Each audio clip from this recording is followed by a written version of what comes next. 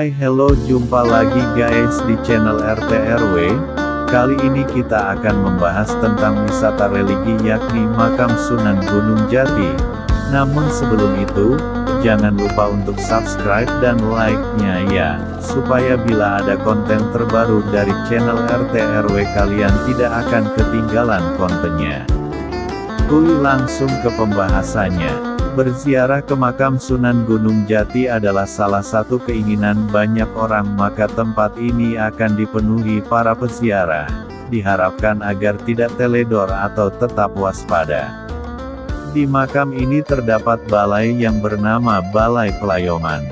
Menurut warga setempat, jika ada seseorang yang tertidur di balai tersebut ketika kembali ke rumahnya, maka orang tersebut akan meninggal dunia. Makam ini memang tak pernah sepi oleh peziarah yang datang dari seluruh pelosok negeri ini. Bukan hanya itu, beberapa peziarah juga datang dari luar negeri. Di komplek pemakaman ini banyak warga yang menjual berbagai macam kebutuhan, utamanya makanan. Jadi tidak usah takut untuk menginap di tempat ini. Toilet juga tersedia di tempat ini untuk kegiatan MCK dengan cukup dengan membayar Rp2.000 untuk buang air kecil dan Rp3.000 untuk mandi dan buang air besar. Makam Sunan Gunung Jati Cirebon ini terletak kira-kira sekitar 100 meter dari Jalan Sunan Gunung Jati. Lokasinya sekitar 6 km dari pusat kota Cirebon. Apabila kamu hendak mengunjungi makam ini dengan menggunakan kendaraan umum, ketika tiba di stasiun Harjamukti Cirebon, dari situ kamu dapat menggunakan becak dengan tujuan terminal angkutan kota Dukuh Semar yang bertempat di belakang terminal Harjamukti. Tidak terlalu jauh sebenarnya, kamu bisa juga berjalan kaki jika berniat untuk menekan budget. Setelah itu ada banyak pilihan, tetapi sebaiknya memilih untuk menggunakan angkot D5 menuju pertigaan Krucuk yang berdekatan dengan kantor Telkom. Tarifnya lumayan murah, sekitar Rp4.000. Setelah sampai di pertigaan Krucuk, kamu dapat berganti kendaraan dan melanjutkan perjalanan dengan mobil Elf yang menuju ke Indramayu dengan tarif sekitar Rp3.000.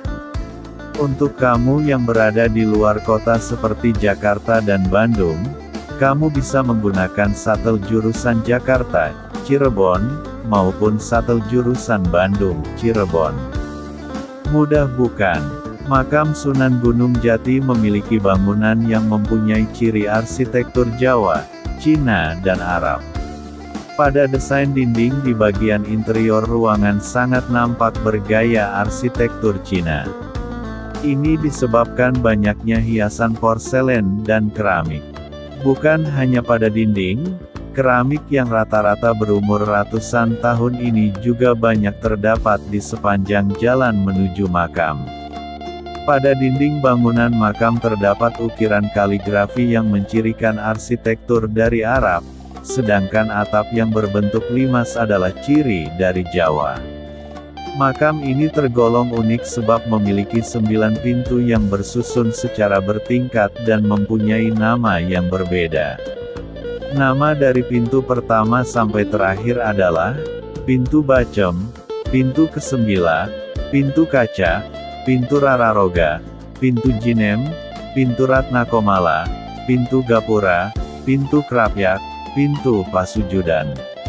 Untuk para pengunjung dan peziarah hanya diperbolehkan sampai pada pintu kelima, karena setelah pintu kelima itu hanya diperbolehkan untuk kalangan keturunan Sunan Gunung Jati.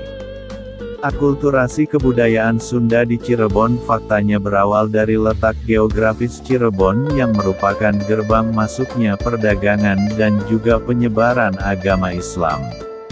Tersebutlah seorang ulama yang cukup masyhur di tanah Sunda. Ia adalah Sunan Gunung Jati. Lahir pada tahun 1450 Masehi dan merupakan anak dari Nyai Rara Santang dan seseorang yang berasal dari Gujarat, India. Nyai Rara Santang sendiri sebenarnya adalah anak dari Prabu Siliwangi yang terkenal memiliki kekuatan magis dan salah seorang yang sangat dihormati di tanah Pasundan. Dengan begitu Sunan Gunung Jati merupakan cucu dari Prabu Siliwangi. Setelah dilantik menjadi Raja Cirebon oleh Pangeran Cakrabuana, nama Syarif Hidayatullah yang merupakan nama asli Sunan Gunung Jati berubah menjadi memiliki gelar Maulana. Di tahun 1526, Syekh Maulana Jati menyebarkan agama Islam sampai ke Banten dan menjadikan Banten sebagai bagian dari kekuasaan Kerajaan Cirebon. Tahun 1533, Banten menjadi kesultanan dan mengangkat Sultan Hasanuddin sebagai sultannya yang tidak lain adalah anak dari Maulana Jati. Pada tahun 1568, ketika Syekh Maulana Jati berumur 120 tahun akhirnya ia menghembuskan nafas terakhirnya dan berpulang ke rahmatullah. Syekh Maulana Jati sekarang lebih dikenal sebagai Sunan Gunung Jati karena tempat peristirahatan terakhirnya berada di atas Gunung Jati.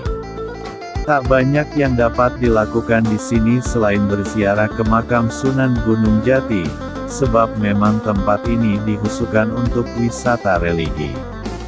Ketika kamu ke makam tersebut kamu akan melihat ternyata yang datang berziarah bukan hanya pribumi, tetapi juga dari etnis Tionghoa. Ini disebabkan dulunya Sunan Gunung Jati pernah ke negeri Tiongkok untuk menyebarkan agama Islam.